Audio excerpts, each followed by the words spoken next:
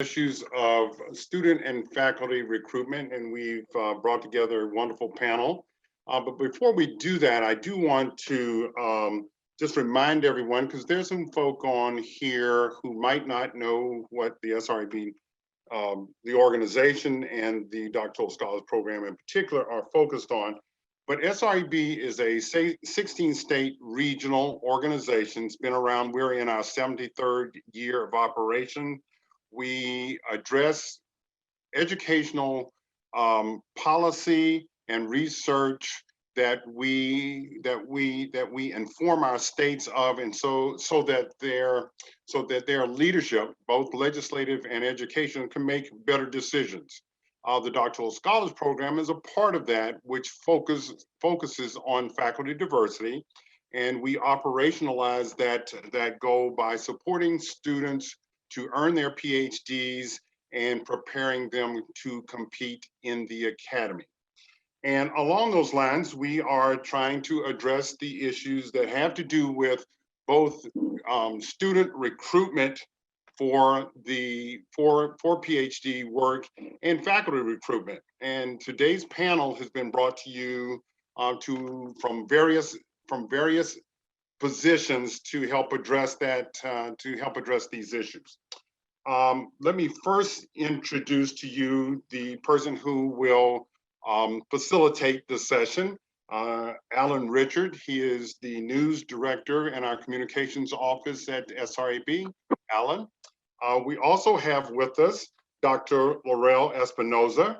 Dr. Espinoza is program director at the Alfred P. Sloan Foundation, where she is responsible for developing and implementing basically evidence-based priorities for the foundation in terms of advancing diversity, equity, and inclusion.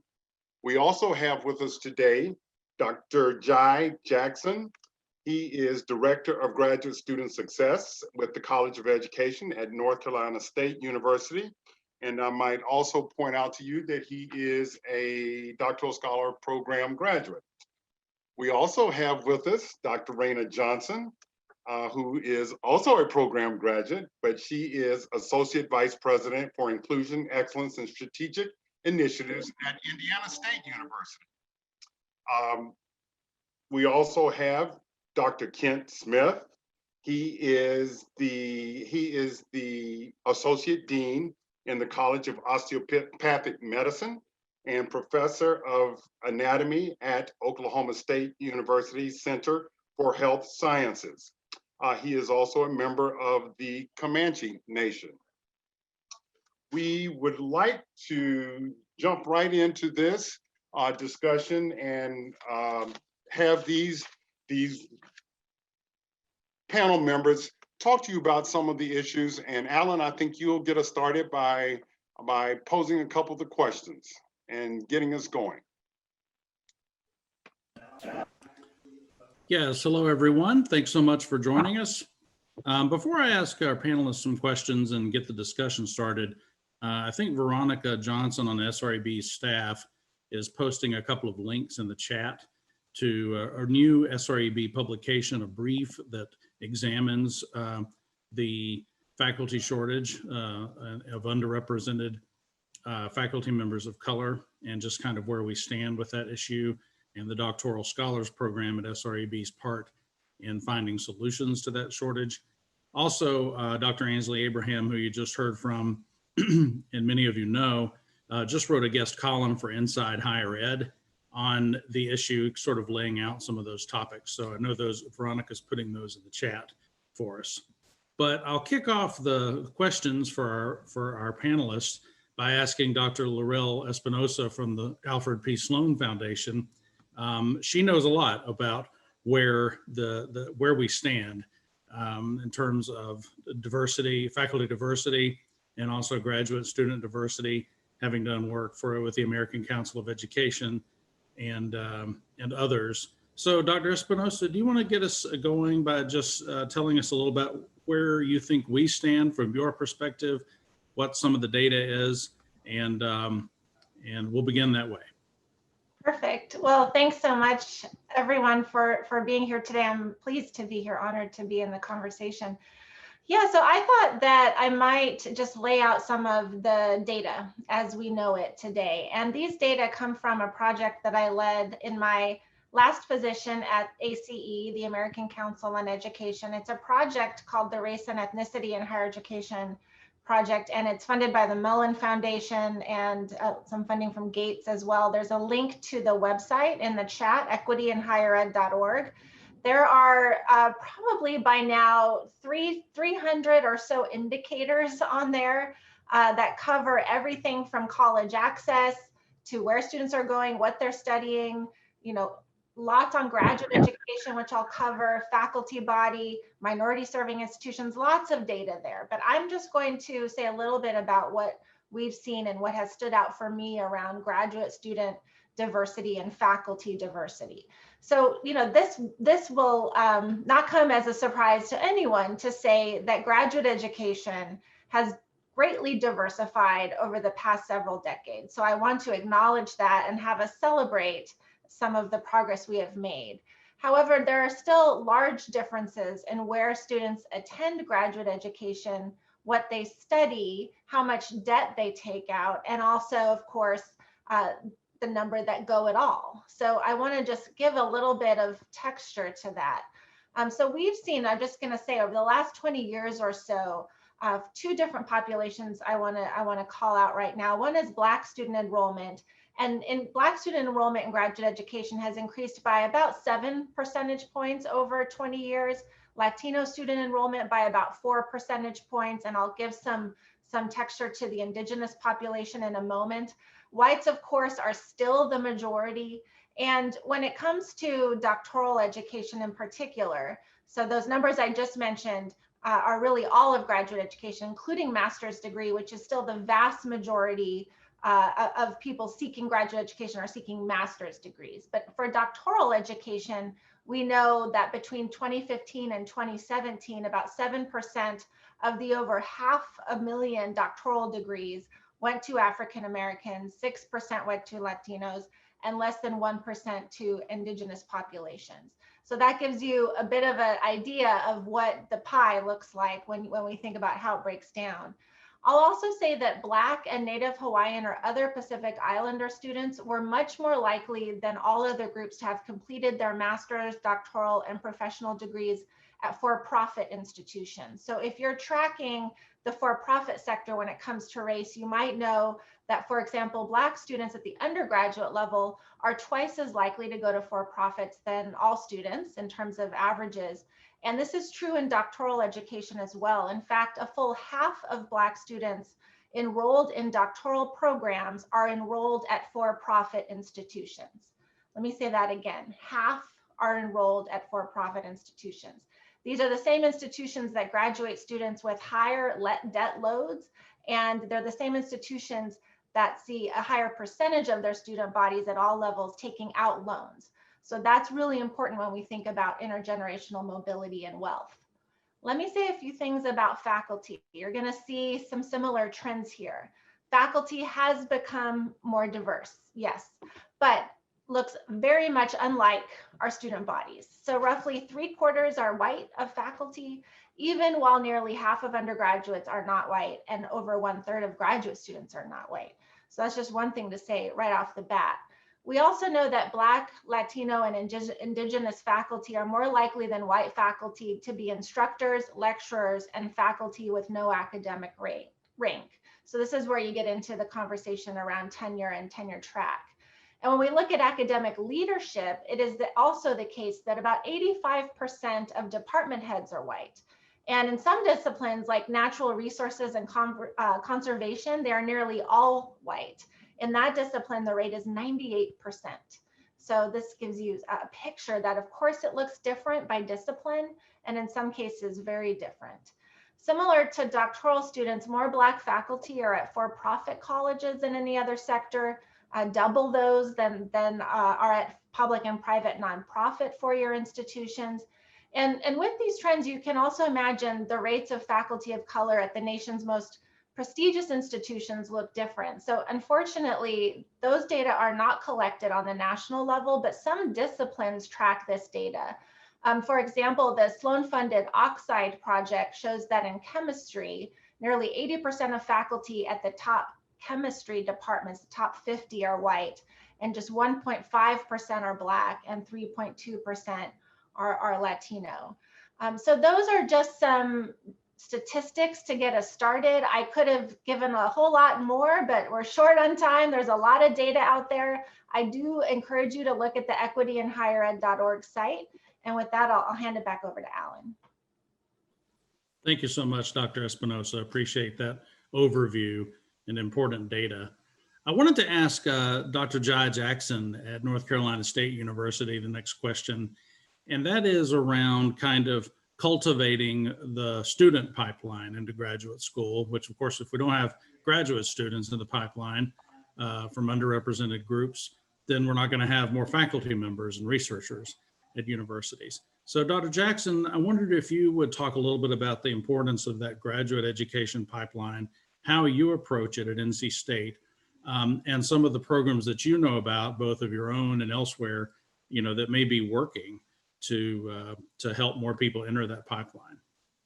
Yeah, absolutely. Thank you. So in cultivating the population of graduate students and future faculty, we have to take a step back and ask ourselves the question, when do we start to cultivate? When do we start to see the earth and the idea that these students of color, these individuals who are underrepresented, can and have the ability to go into graduate school and go into the faculty ranks? And I believe, as well as many of my colleagues here at NC State and across the country, that starts the moment that a student expresses interest in even going to a higher education institution, be that community college or four-year institutions. We have to stop telling ourselves that we can only cultivate faculty when we have a doctoral student that's sitting in our office expressing interest in being a researcher. We have to take a step back and see, how do we lead this conversation from an early day? I never knew that I wanted to go to graduate school, to be a researcher, to be a faculty member. Many of my colleagues never knew that when they were 18 and 19.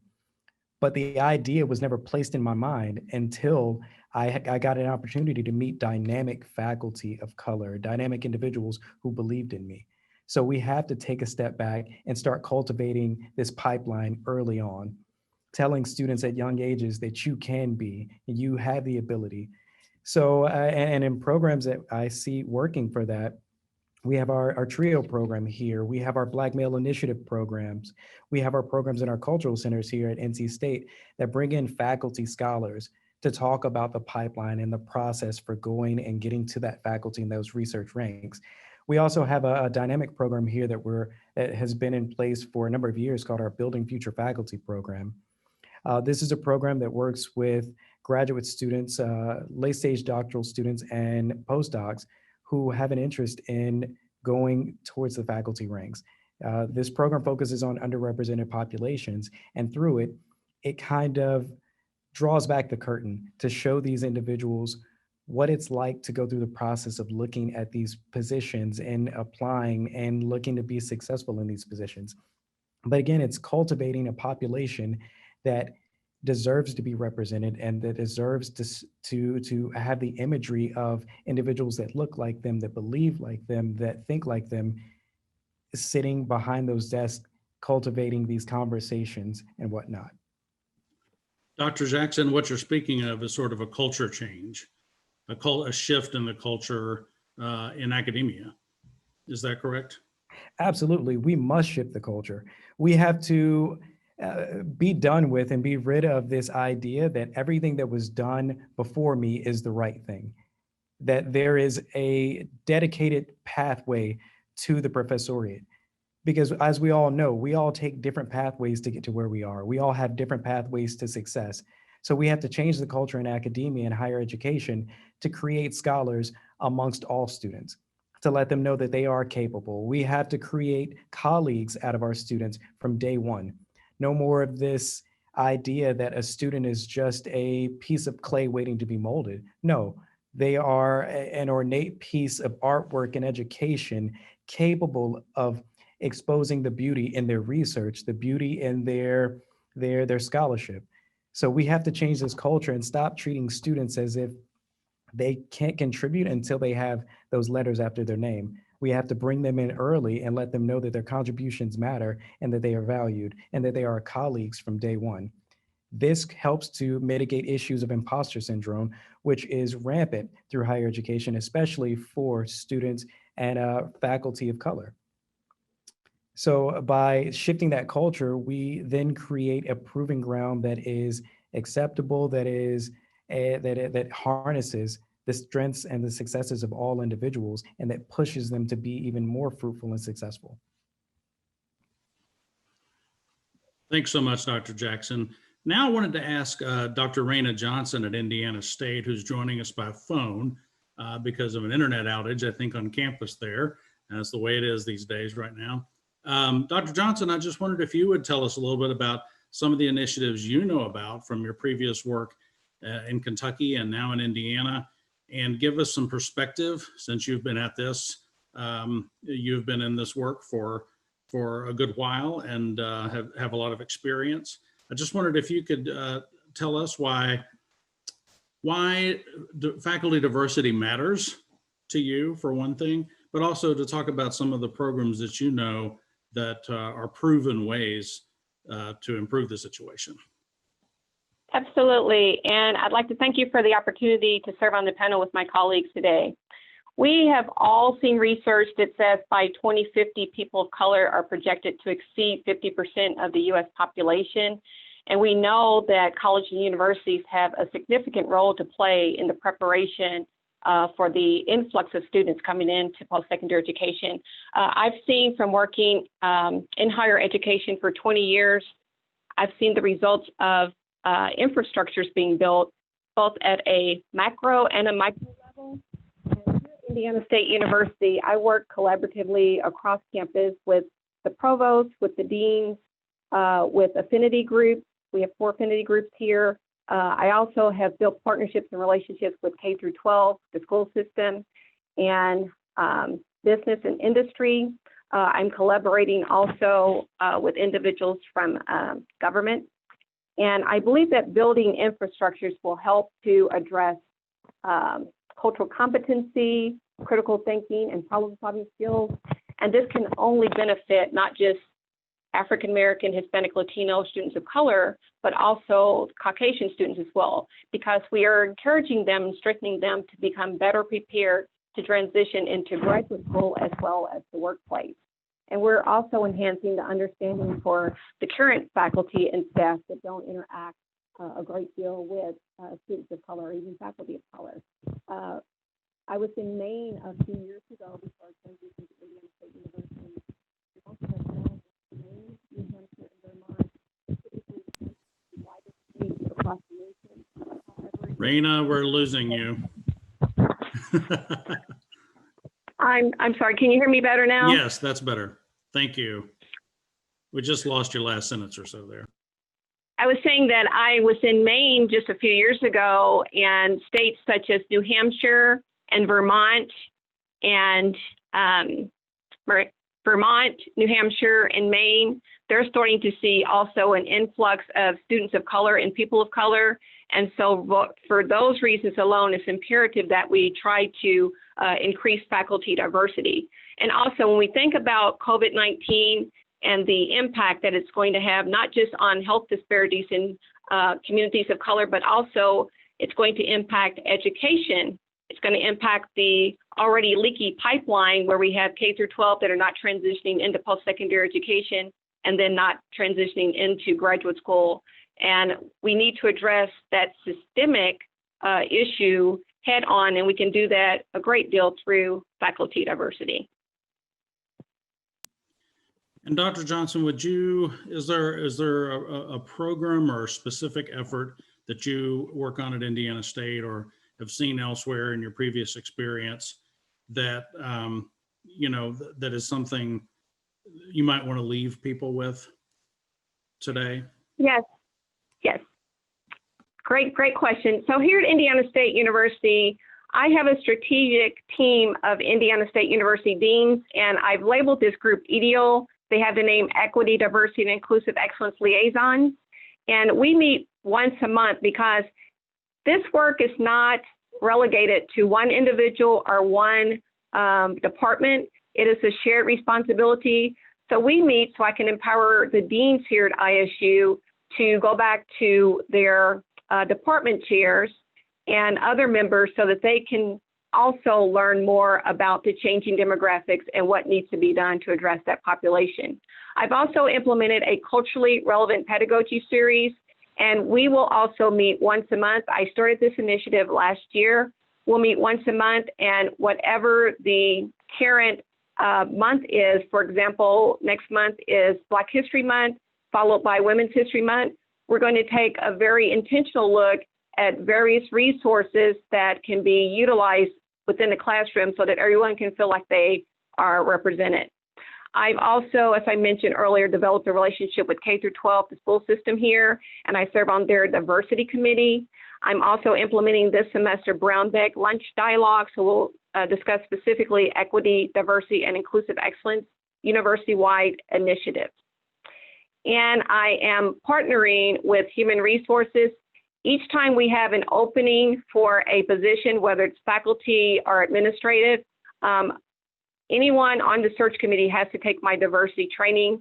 So I talk about such things as increasing inclusivity in diverse pools so that applicants, when they read the advertisement, they'll know that they have a real chance of possibly being hired here at Indiana State University. And then I'm also on the president's leadership team, and I engage in strategic planning. We are in the third iteration of our strategic plan, and we are ensuring that there is a thread of diversity, equity, inclusion that runs through each of the specific goals. And I believe, as I mentioned earlier, that it's important that individuals at the state level, at coordinating agencies, business and industry, and at the community college level, partner with colleges and universities so that it is an infrastructure that's built. We often don't have conversations about the campus culture or the climate around the institution where graduate students of color and faculty of color have to live. And that is another piece of the puzzle that's not always addressed, but I believe it's significant.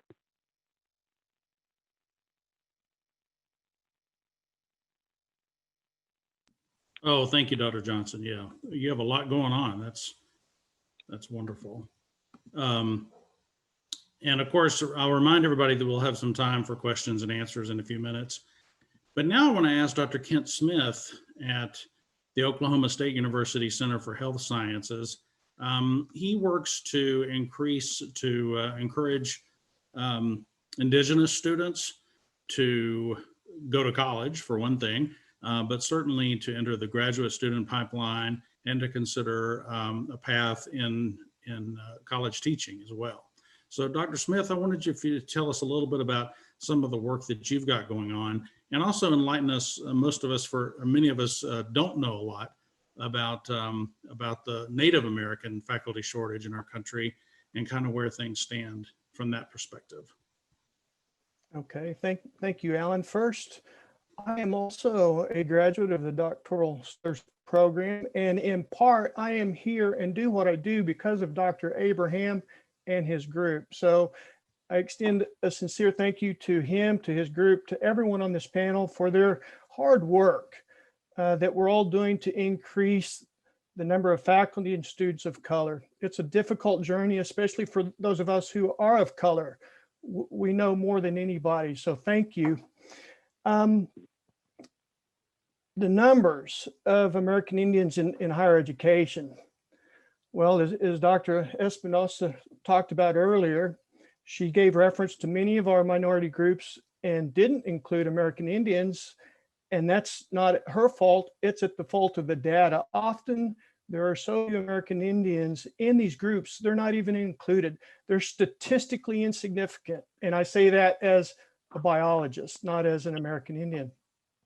So what I've done and worked with people, fortunately I met at a wonderful institution, Oklahoma State University, Ware Branch campus of that university. They graduate more American Indians with bachelor's degree in engineering than any other public or private school in the US. Next year, they might be number 2 at waivers, wax and wanes, number 1 and 2, but they do an excellent job. They have an outstanding number of American Indian graduate students in their programs and a lot of success for all students of color. I'm so excited to work with Dr. Kirksey and his group. So what I've done, I've focused mainly on American Indians. Seems like a small cohort, but the task is quite large. I'm addressing the academic achievement gap between American Indians and their peers, which starts at pre-K through college. That's quite an undertaking. So we're talking about test scores. And by the way, studies show that if American Indians are given the same resources as their white counterparts, those American Indians score at or higher than their white counterparts. So a lot of the deficits we see with American Indians is the lack of resources. We talked earlier about thank goodness for technology. Well, let me tell you, a lot of places on Indian reservations and in Oklahoma, there is no access to broadband. So they're lost. Some of them don't have water, electricity, et cetera. So test scores is a major concern. Test scores at all levels, grades 1 through 12. In Oklahoma, American Indians, their ACT scores are average higher than the national average of all race subgroups. On-time graduation rates nationally about 70%. For American Indians in, say, South Dakota, it's around 54. It's even worse in Alaska and Oklahoma. We're above national average. Just American Indians at 83%. We have more Title VII programs in Oklahoma, nearly 500 compared to Arizona, around 111, and New Mexico to 183. Dropout rates, and I'm talking, unfortunately, grades 7 through 12. The dropout rates for American Indians are double that of the national average. And there's lots of reasons and speculation as to these numbers that I'm presenting. Unfortunately, we don't have time today. Also, I'm addressing the college enrollment. So I'm starting at the ground up with the kids and getting them interested in science and education through hands-on activities using culture. For example, a friend of mine is famous. He makes bows and arrows, traditional bows and arrows. He's made them for the many movies, but anyways, they're shootable. They're real equipment. And so we teach these young American Indians how to shoot the bow and arrow. That's exciting. That's cool. We're outside. But guess what? I'm throwing in some physics, trajectory. The better you are at physics and mathematics, the better bowman you're going to be. And I do the same thing with hunting. The more you know about the animal, how to track, differentiation, morphology of the tracks. Okay. Anyways, we use a lot of hands-on activities out of the classroom to get these kids excited about what they're learning in a classroom. We have some schools that can't even pass science parts, geology parts of a standard exam. They're learning material in the classroom, but they don't get it. They're not putting it together. So I'm trying to help with that. So we're also, like I said, addressing the dropout rates. And then finally, we get to college. Of all those American Indians that get to college, 16% that graduate high school go on to college. That's compared to 60% of all other groups. And then lastly, of those that go to college, a good number of them earn their associate's degree due to junior colleges, tribal colleges, places like OSU. Of those undergraduates that earn an undergraduate degree, fewer go on into a master's, even fewer into a doctoral program. So it's not a surprise that we see less than 1% of American Indians serving as faculty at tenure track, which I am a full professor, tenure track, and I'm an associate dean. So if I were a jewel, I'd be worth a lot of money. I'm a rare commodity. But what I'm trying to do is increase these numbers. We all know how important it is, especially as a biologist. Diversity is key to success. And so anyways, I've built these pathway programs. I've partnered with a lot of programs that exist at the school. We have a thing called Operation Orange that medical students go out into the communities and spend a day in that community at an institution of higher education, teaching the undergraduates what it's like to be like a medical student. When I'm going, I reach out to the tribes in that area and make sure that they have an opportunity to attend.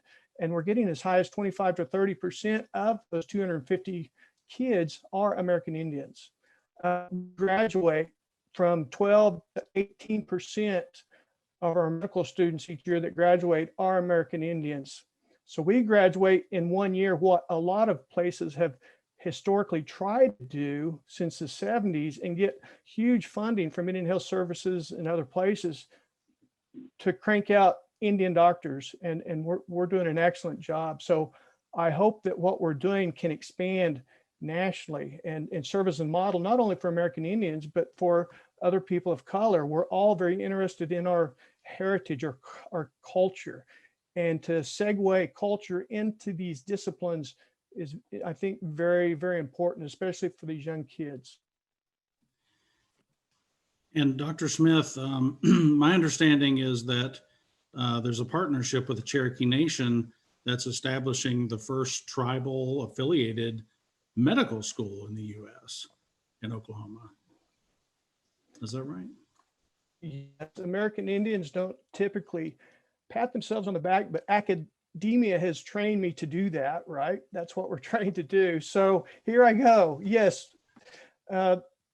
Oklahoma State University Center for Health Sciences has partnered with the Cherokee Nation to form and create the first tribally associated medical school in the U.S. And we had our first class of 56 students enter in August, despite the pandemic. We're making it happen.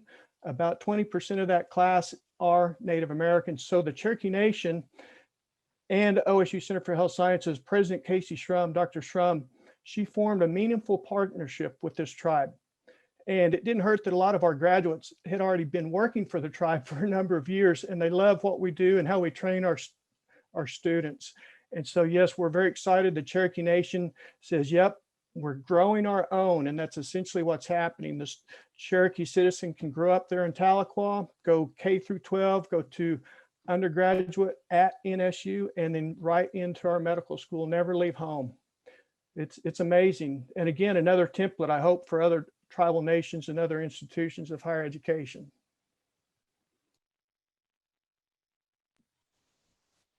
Oh, well, thanks, Dr. Smith, for giving us your perspective.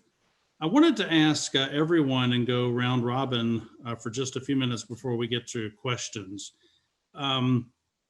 around kind of what changes you would most like to see moving forward that could help increase and also support faculty diversity and graduate student diversity. What's not being done that needs to be done? And what kinds of things would you like to focus on in the future? And some guidance for the rest of us too about the things we should be focusing on. Dr. Smith, you want to start us off? Wow, that's big. Sure. I think it's important that everybody work together, for all people, for all color people, white, brown, red, black. Working together and appreciating each other's differences, I think is very important, to recognize where people are coming from and how we might adapt to improve their success, rather than force them like the boarding schools did to the Indian kids, force them into one way of thinking.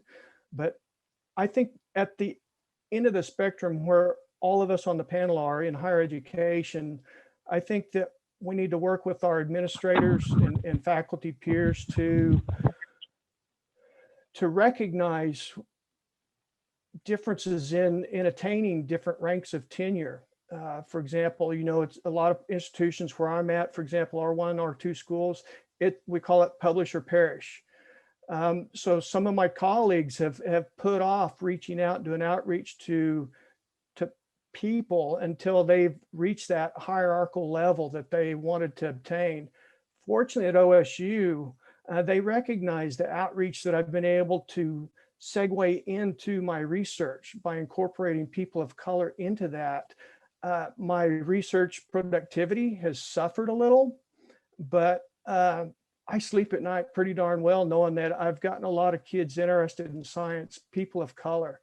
And so I think we all need to think creatively in ways that we can obtain our goals academically, but academe needs to, kind of set back and lose, I think Dr. Espinoza or someone mentioned earlier, tradition, or maybe it was yesterday, we were talking about tradition. Well, we had it this way, so we're going to make sure the next generation, Dr. Jackson, I think might have been talking about that.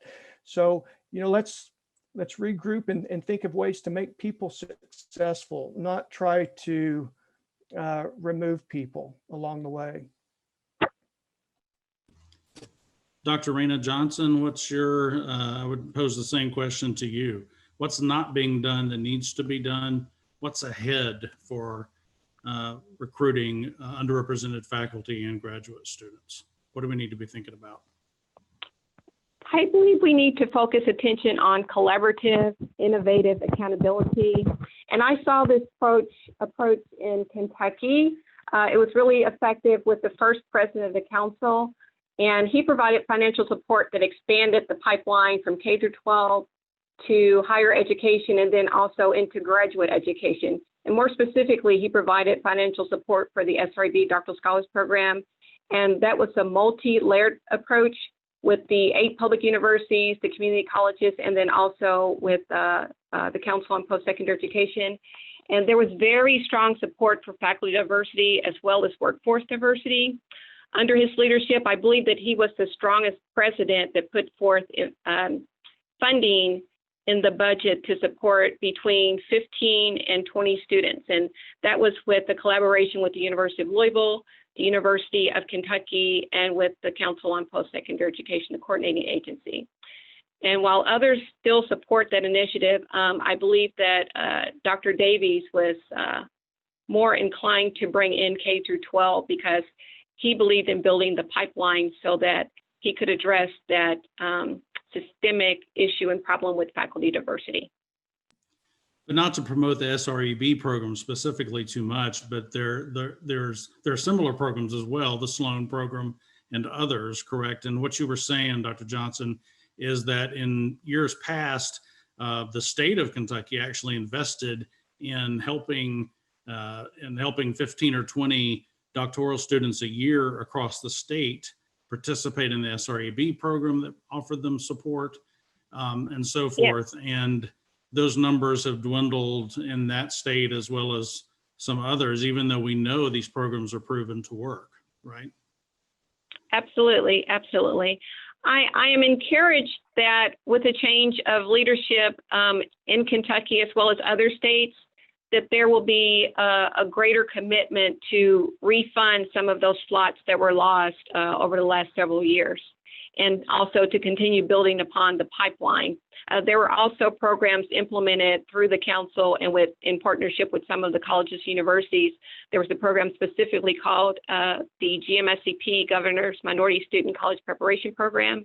And that program brought students in grades 6 through 8 to campus each year to promote STEM. And when you think about promoting STEM to a group of middle school students, they will eventually transition to high school and then to higher education. So we were trying to plant the seed early and had faculty of color introducing STEM initiatives to the students. And I believe research shows that when you have a person of color communicating to students of color, there's more relationship building that takes place. And typically students of color want to transition into careers that their mentors or role models are in, and they aspire sometimes to go into faculty diversity and faculty roles. And Dr. Jai Jackson in North Carolina, where do we need to be headed with this work? Honestly, I say that we need to stop talking at these prospective faculty, and we need to start talking with them. Oftentimes there's a generational gap and a rift that creates such a chasm that so much is lost in translation. And these burgeoning students are in middle school now, they're in elementary school, they're in high school, they're working at the local gas station to pay for tuition to come to our institutions, but yet we talk at them and tell them what they need instead of asking them, what is it that you need? What can we do to help you? What are the roadblocks that are in front of you? And we need to stop. We need to look at this as not necessarily a one size fits all approach, but tailor it to meeting the individual needs of the students individually. We all have our challenges and we have all succeeded. We're all here today. And my challenges aren't necessarily theirs. So we need to talk to these students, understand where they are, and help them to matriculate out of their spaces and into the success that they can be. And of course, we're going to do this by having more of our mentors, more individuals that look like those students in these spaces, more of those individuals going into their neighborhoods, going into their communities, and showcasing the amazing things that they can do and that they're capable of doing.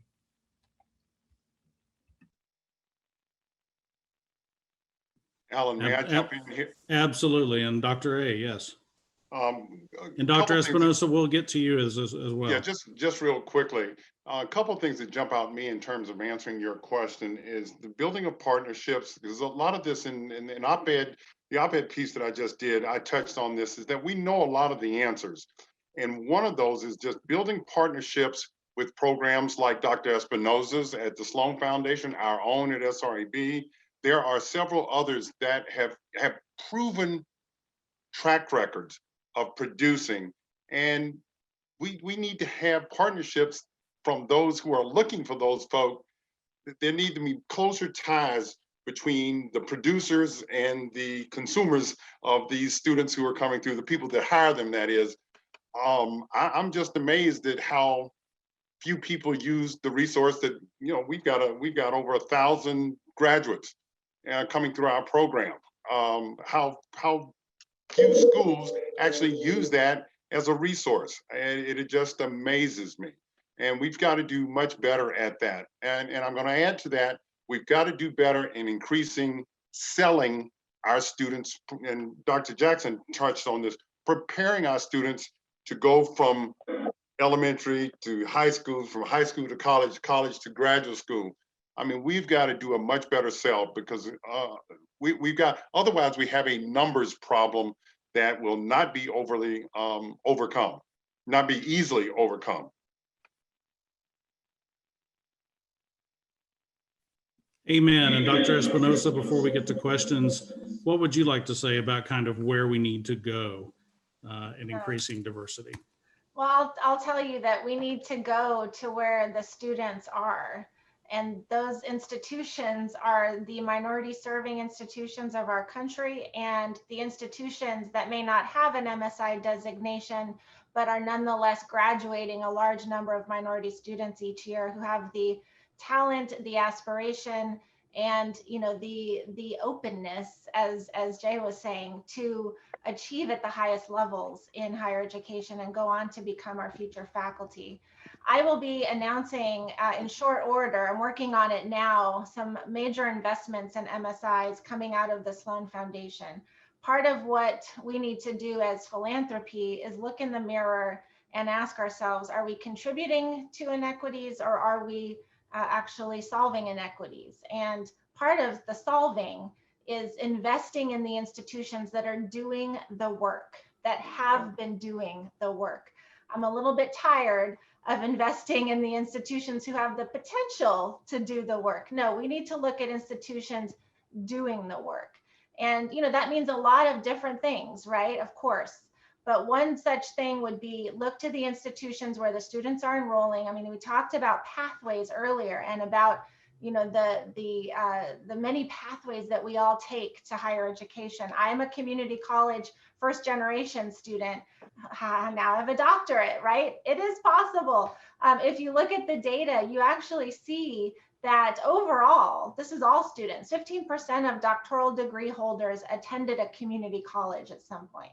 That number is 30% for American Indian or Alaskan Natives. It's a quarter for Latinx students. It's 23% for Black students. If we're not paying attention to the beginnings of those pipelines, just as Jay was saying at the start, then we're not doing a service to our future graduate students, our future faculty. This is how we get to diversity. We do it by paying attention to where the students are, and we need to strip away the stigma and the attitudes that faculty and the disciplines have towards where talent comes from. It comes from a whole lot of places, not just the top institutions and not just the institutions that we've, you know, historically supported. So that's what I would say. Look to where the students are. Thank you so much. And I think it's time for some questions and discussion. Veronica, how do you want to proceed with that? Okay, looks like we have a couple of questions, and if anybody has questions, please feel free to put them in the chat. And I'm going to scroll up here to a question. For those who have graduated with their PhD, what programs exist to help people of color transition into the tenure track faculty positions? I've seen several faculty of color that get caught in non-tenured track positions with a teaching load that makes it difficult for research or publications. I mainly see programs for students, but not for graduates. Anyone want to respond to that? So I would say there is the National Center for Faculty Development and Diversity, which offers a wealth. It's a 15-week program for faculty of color that talks about the demystifying the tenure track process. Additionally, of course, if you are able to be with your institution, SREB was wonderful. And even though I've graduated, I still go back to my cohort of individuals and ask for advice on things. There are those programs. Also, some institutions have homegrown programs. And if you don't have a homegrown program, it's to identify a mentor, someone who potentially is in a position where you want to be, and they will help you kind of pull back that curtain to understand the intricacies of everything. My mother would always say, a closed mouth doesn't get fed. So if you have a need, make it known to anyone on this call, to anyone elsewhere, and somebody will connect you. Alan, let me also add to that. Programmatically, we at SREB also recognize that as a problem and an issue. And we're trying, I can't go into a lot of detail of it right now, but we do recognize that as an issue. And we're trying to position some changes in the coming months that will recognize that track into the next level, from graduate student into the early faculty career. We're trying to put into place some things that recognize that and will position those who make that transition to be even better prepared and have some resources available to them once they get to that level. Thank you. If I can add quickly to this question, I would encourage anyone that earns their PhD to go on into a postdoctoral position and or any academic position, even if it's teaching heavy, to take that job. It's going to give you experience. You will find time and colleagues to help you through the process to get your 3 pillars accomplished. That is teaching, research, scholarly activity, and service.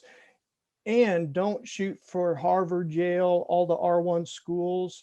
It does not hurt to go to community college. I got my start teaching at a community college, and that is where I learned how to teach, not at a R1 school. It's also what instilled into me to give back. So it's great to have high goals, but a job is easier to get when you have a job in hand. And that's very important. And it may end up being your dream job, because the job is what you make it in most cases. So congratulations on getting the PhD. And the next step is to get a job. Okay, I have another question, a statement as well. Let's remember that this doesn't end with the hiring of faculty of color. Even some of the institutions that run programming to develop hiring and attending SREB Sloan, recruitment fail once the faculty get to campus. What efforts might SREB or Sloan, et cetera, do to hold institutions accountable? And just a short plug, we do have a part 2 to this faculty diversity series that is going to be focused on retention, and that's going to be on January 26th. And we do have a link to that in the chat. Yeah, well, that's a great question. That's not an easy question to answer, but I'll say that a big part of holding institutions accountable are the rewards that a place like Sloan can confer, right? In terms of who we reward and how we do that, what kinds of questions we ask of the institutions, what kinds of metrics we're measuring them against. You know, what is contingent for them to receive renewal dollars or to even be invited to apply in the first place. I think there's a level of needing to show, again, what you have been doing to close equity gaps. And I don't want to say that we're not interested in investing in institutions that have potential or are on the verge, right? But I really want to see some evidence before we put Mr. Sloan's dollars to good use. That doesn't also mean that we won't cultivate with an institution ways to improve their practice around these things. That's why we integrate into our university centers for exemplary mentoring program a whole lot of holistic support for graduate students and for the mentors that are a part of that program, the faculty mentors. Really think about how they support students and how they get them ready to go faculty track, what it means to find a good fit. You know, what it means, to Kent's point, of thinking of where you land and how that might look different than a traditional student, given what kind of impact you want to have on the world. So there's something about us too rewarding the current faculty who are preparing the future faculty and making sure that they're seeing these students through a multiple of lenses and not just the one size that was mentioned earlier.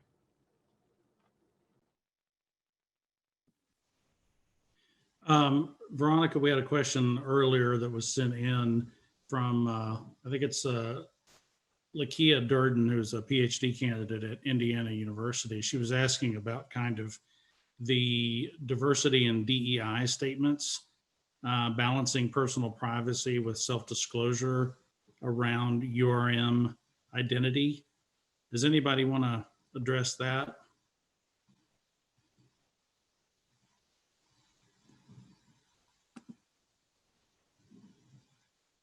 And is that clear?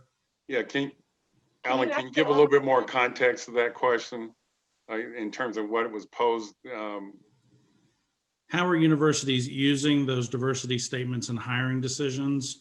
You know, either as a box to check or the value of content. No. Does that make sense? Yeah, well, you know, one of the things I think it has become is a box to check, you know, because I don't think any of us could go to anybody's website and not find a diversity statement, or go to anybody's program and not find a diversity statement. I think as a consumer, we've got to be a little bit more sophisticated and also look a little deeper. Demand, if you will, that these institutions give on present on their websites full disclosure of where they are, what they've done, graduation rates, the level of diversity among students and faculty at the institution, in the schools, in the departments. I mean, I think we as consumers ought to be posing those questions to institutions as we visit those sites, as we do campus visit, to absolutely demand. I mean, it's okay to ask that department, well, when was the last time you ever graduated a person of color? And see what they tell you. Or how many students do you have in this department? Or how long does it take you to graduate somebody of color versus, I mean, these are statistics that I think in terms of full disclosure, institutions ought to have. You know, a lot of, if you go to sites today, I don't know if I won't say most don't have, but maybe I feel comfortable saying most don't have that because they don't look very good, quite frankly. And Dr. Abraham, you were saying in an interview with U.S. News and World Report the other day how more students than ever are interested in these things when they're deciding which institution to attend undergraduate, but certainly from a graduate school. Yes. Absolutely, absolutely, Alan. And I Because it matters to everybody, even yes, no I, matter their you know, background, right? if the institutions don't come by it easily to put that kind of information out there as consumers, I think we need to demand it, you know, and communicate to these institutions that it is absolutely critical to me or for me to make a good decision that that information be made available, and it ought to be on the website. And I practice what I preach, because even on our doctoral scholars program, we have a real time data disclosure of metrics of where we are as a program. So anybody who's interested in our program, anybody can go to our website and look at these data. I mean, and it's real-time data of where we are, how many graduates, fields of study, employment. You know, we're trying to answer as many of those questions. So I have put my conviction into practice, if you will. Thank you, Lakia, for asking about that. And we also had a comment here from Nicole Parsons Pollard at Georgia State. She says to prepare future faculty, we also need to ensure that we work with our current faculty. There are non-tenure track faculty that would love to be tenure track, but we, tenured faculty, can be off-putting sometimes. We need to work on our culture of inclusion in a variety of ways. I would say that's where there needs to be a cultural shift, and that this shift, this idea of the ivory tower of education being such a proving ground, and that it's Spartan-like, in that we have to fight in order to succeed. We were having a conversation before where there is no limit on the number of PhDs that can graduate from an institution. There is no limit to the number of doctorates that can come out of a program at an institution. Yet the culture of higher education has made it seem as if there is a competition, and that you have to best everyone in your cohort and everyone in your class in order to succeed. And that is not the case. Yeah. I agree. This is Raina. I agree with Dr. Jackson, and I believe that institutional transformation must also include discussions of tenure and promotion. We know that faculty of color and staff of color engage in a lot of service work surrounding communities, surrounding marginalized groups of students. And so when we talk about who gets rewarded for teaching, who gets rewarded for mentoring, and who gets rewarded for community service, we have to think of ways to approach rewarding tenure to those faculty of color that engage in those activities.